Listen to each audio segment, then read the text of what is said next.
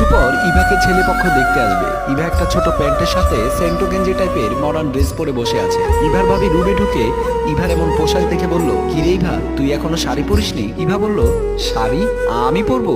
তোমার কি মাথা ঠিক আছে ভাবি? ইভার ভাবি বলল, হ্যাঁ তুই পরবি, কারণ আজ তোকে পাত্রপক্ষ দেখতে আসবে। ইভা বলল, পাত্রপক্ষ দেখতে আসছে তাতে কি? আমি আমার এতদিনের অভ্যেস চেঞ্জ করতে পারবো না। ভাবি বলল, দেখ ইভা, সবসময় তোর গোড়ামি ভালো না, এমন পোশাক পরলে তোকে কোনো ছেলে বিয়ে করবে না। ইভা বলল, যে আমার এমন পোশাক মেনে নেবে আমি তাকেই বিয়ে করব, না হলে আমার বিয়ে করার দরকার নেই। ইভার ভাবি বলল, এমন গোড়ামি করিস না ইভা, দয়া করে শার্ট প্যান্ট আর শর্ট গেঞ্জি বাদ দিয়ে এমন একটা কিছু পর যাতে মান সম্মান থাকে। ইভা বলল, ঠিক আছে ভাবি, আমি তোমার কথা রাখবো, উপরেরটা চেঞ্জ করব না, নিচেরটা চেঞ্জ করব।